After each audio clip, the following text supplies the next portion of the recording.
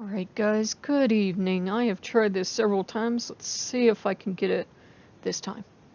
What we're looking at is one of the sad, sad photos I had on DeviantArt. Behold its sadness. Um, I had over 2,000 stock photos saved up, along with, some short stories and everything.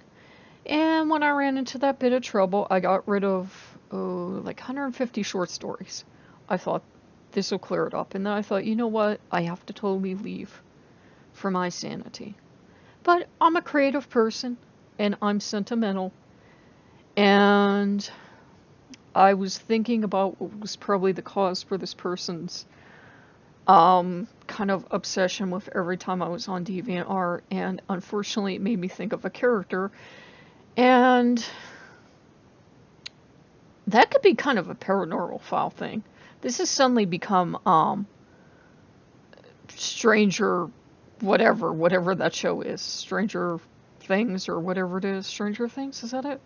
Anyhow, after my mother died, I was in a pretty bad place. And I started writing really terrible fan fiction. Horrible fan fiction. And I wrote really horrible fan fiction for a really horrible, despicable character, only, I was feeling all maudlin because I was on the antidepressant medication. So I made him into this misunderstood good guy. I mean, I know the cringe, right? And, I'm a witch. And I did not think my magic was working. Oh, my magic was working because I made something alright. And I tried to write it off recently about when all this came up and the character came back up, that I had some really strange experiences. And I thought, well, there's a couple possible reasons for this.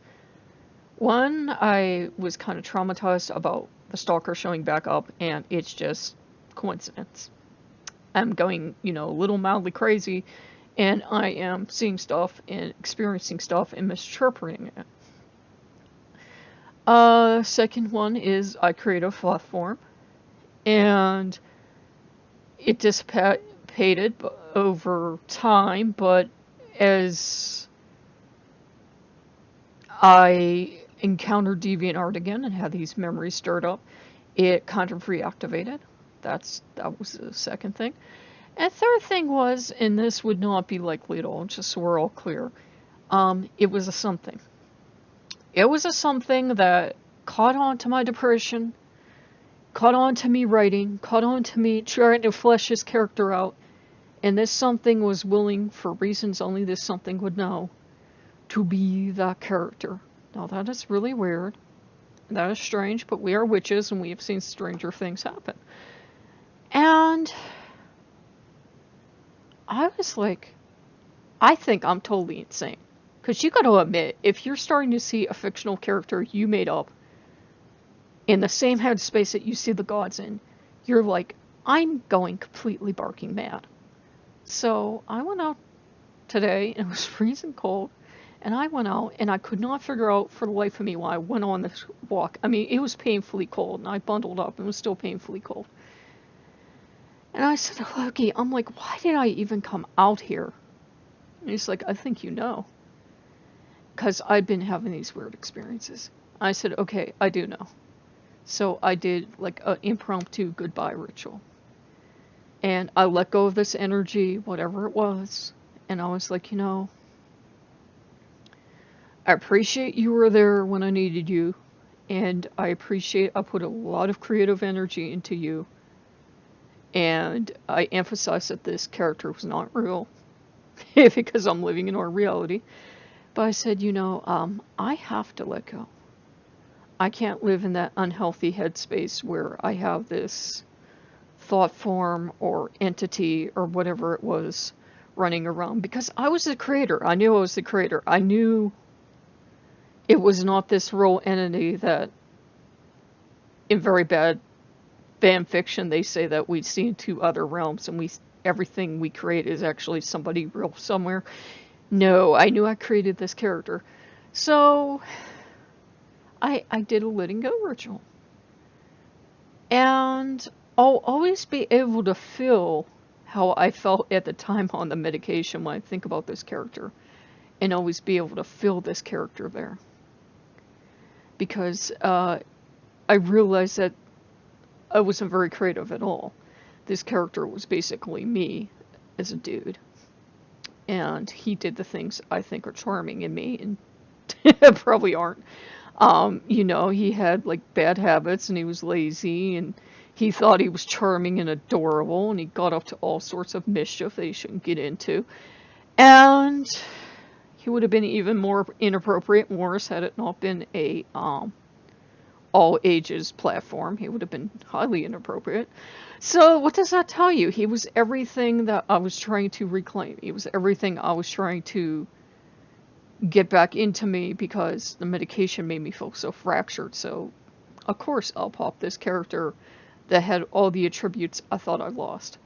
So there you go. We discovered something together. That is actually what this character was. He was all the attributes I felt I'd lost on the medication. And somehow either I manifested him into thought form, or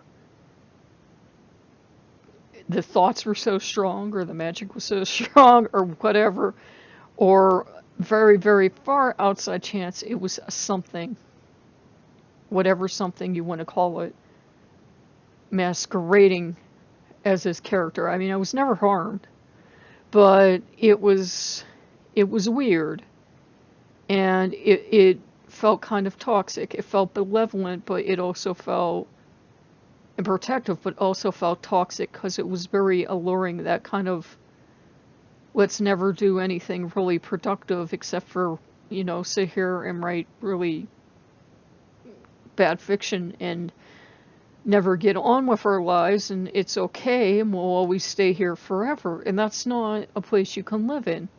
Unless you're really good at manifesting money and lottery wins, you can't do that, because eventually you run into trouble. You do have to return to the real world sometime. So in a way, it was the best possible thing to lose DeviantArt and to lose this character. You can put in your 2 cents in below what you think it was. I think just the loss compounded with the depression, compounded with the medication, everything just manifested into this one character. And there was so much energy put into this character that it was like a thought form, but like with more oomph than usual, because that's what I wanted and needed at the time. I was not in a space to work with the gods too much, even though the gods were being gracious and working with me.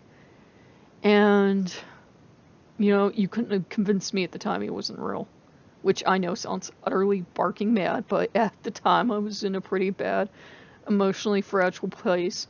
So I needed whatever this was.